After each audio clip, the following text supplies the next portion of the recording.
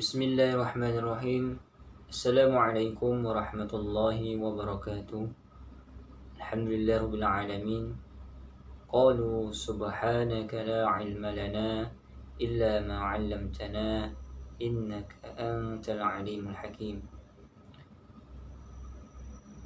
Di sini saya akan menjelaskan mata kuliah Tafsir Tahlili juz 21 sampai 25. Dan di sini saya akan menjelaskan surah As-Sajdah ayat 13 yang berbunyi A'udzu billahi minasy syaithanir rajim. Bismillahirrahmanirrahim. Walau syi'na la'atayna kulla nafsin hudaha walakin haqqal qawlu minni la'amla'anna jahannama minal jinnati wan nasi ajma'in. Walau syi'na la'atayna kulla nafsin hudaha. Dan jika kami menghendaki, niscaya kami berikan kepada setiap jiwa atau petunjuk baginya. Walakin haqqal qawlu minni, tetapi telah ditetapkan perkataan atau ketetapan dariku, la'amla'anna jahannama, pasti akan aku penuhi mereka. Maksudnya pasti akan aku penuhi neraka jahanam minal jinnati, dari bangsa jin, wan nasi ajmain, dan manusia semuanya. Jadi surah Sajdah ayat 13 ini masih ada kaitannya dengan ayat sebelumnya, yaitu ayat 12, ayat 14, ayat 15 dan sebagainya. Yang mana ayat ini, ayat 12, 13, 14, 15 ini menjelaskan tentang pengadilan seorang hamba pada hari kiamat. Maksudnya apa? Apa yang mereka lakukan di dunia selama mereka hidup, apakah mereka berbuat kebaikan, keburukan, dan lain sebagainya, semuanya nanti Allah mengadakan pengadilan di hari kiamat atau hari berbangkit nanti.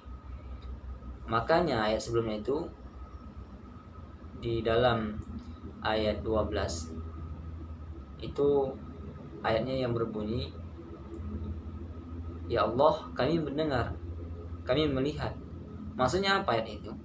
Ayat ini mengajarkan kepada kita bahwasanya ketika seorang hamba yang telah melihat dengan nyata azab Allah, siksaan Allah, nerakanya Allah, dan sebagainya, mereka berkata, mereka seolah-olah di sana ingin hidup kembali ke dunia, ingin melakukan hal-hal yang teristimewa, melakukan kebajikan, melakukan amal soleh, takwa, dan lain sebagainya.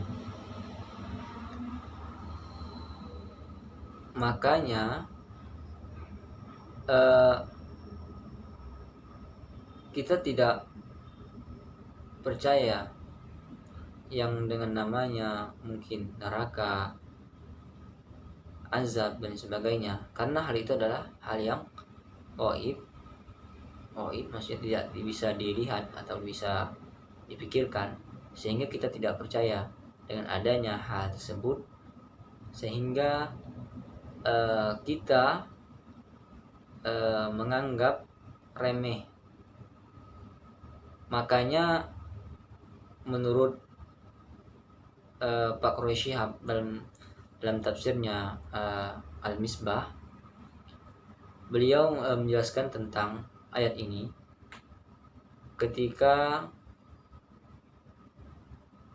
seseorang itu mengabaikan perintah Allah, dalam arti kata bukan lupa, tetapi mengabaikan. Sebenarnya manusia itu tidak lupa, kata beliau, cuma mengabaikan atau meremehkan apa yang telah Allah jelaskan di dalam Quran. Sehingga ketika mereka mengadakan pengadilan, ketika Allah mengadakan pengadilan di hari kiamat atau hari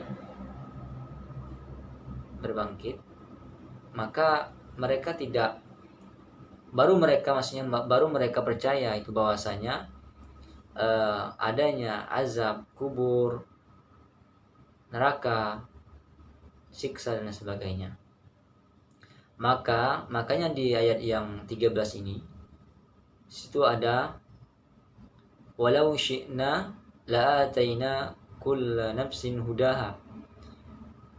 Dan kalau kami menghendaki, niscaya kami akan berikan kepada tiap-tiap jiwa petunjuk. Maksudnya apa ya ini? Seandainya Allah memberikan petunjuk kepada seorang hamba pada pengadilan hari kiamat, insya Allah Allah berikan petunjuk. Ya, apa yang tidak mungkin ketika Allah sudah memberikan petunjuk kepada hambanya yang benar-benar ingin berbuat atau bertobat, tapi ini semua sudah sia-sia gitu.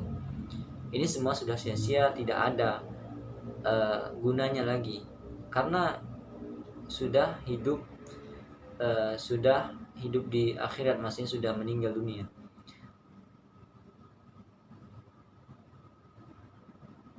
Dan ayat dan sambungannya walakin haqqal qawlu minni, akan tetapi tetaplah perkataan daripadaku, kata Allah, minni la'amla anna jahannam minal jinnati wan nasi ajma'in. Sungguhnya aku akan penuhi neraka jahanam itu dengan jin dan manusia bersama-sama. Masih Allah apa?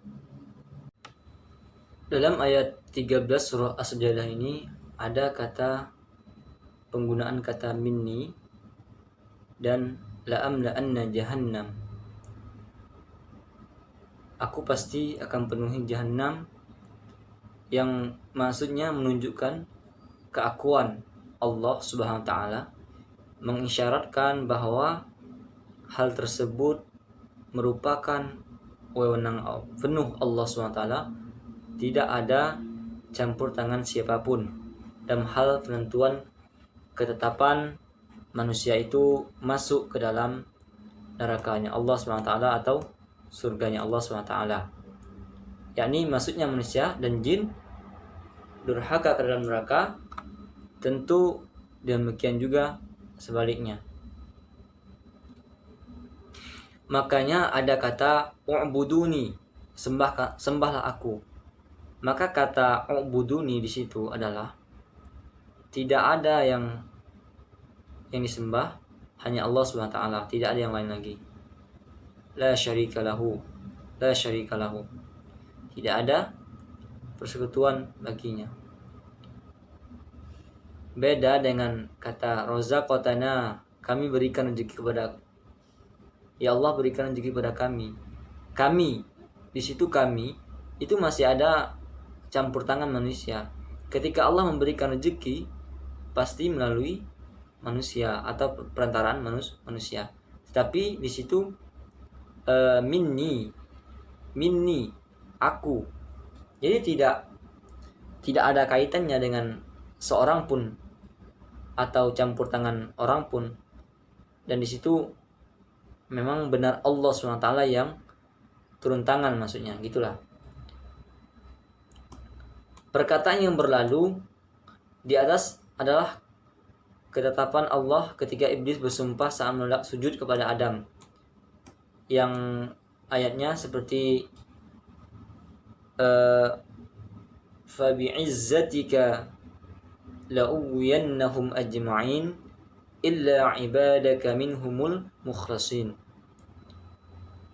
Demi kemuliaanmu aku bersumpah, aku akan menyesatkan mereka semuanya kecuali hamba-hambamu yang mukhlis. Allah menjawab dengan firman-Nya, yang merupakan ketetapan itu, bahwa fal haqq wal haqq aqul la amla anna jahannama minka wa mimman tabi'aka minhum ajma'in. Maka yang benar adalah sumpahku, dan hanya kebenaran itulah yang kukatakan. Sungguhnya aku pasti akan memenuhi neraka jahanam dengan jenis kamu dan jenis orang-orang yang mengikuti kamu di antara mereka semuanya. Maksudnya kalau sudah Allah nyebut atau sudah berkata la amna anna jahannama minka wa mimman tabi'aka minhum ajma'in, itu Allah benar-benar bersumpah, seandainya kita mengikuti tabiat atau kelakuan iblis, maka Allah di situ bersumpah, sesungguhnya aku pasti. Kalau sudah Allah bicara aku pasti, itu langsung Allah sendiri yang bergerak, tidak ada campur tangan siapapun. Makanya musuh kita yang paling besar di dunia ini yaitu iblis, karena iblis adalah musuhnya Nabi Adam alaihissalam. Makanya iblis ketika kita berbuat baik, ketika kita berbuat amal soleh, kebajikan dan sebagainya, pasti ada gangguan dan lain sebagainya. Semoga kita semuanya atau yang mendengar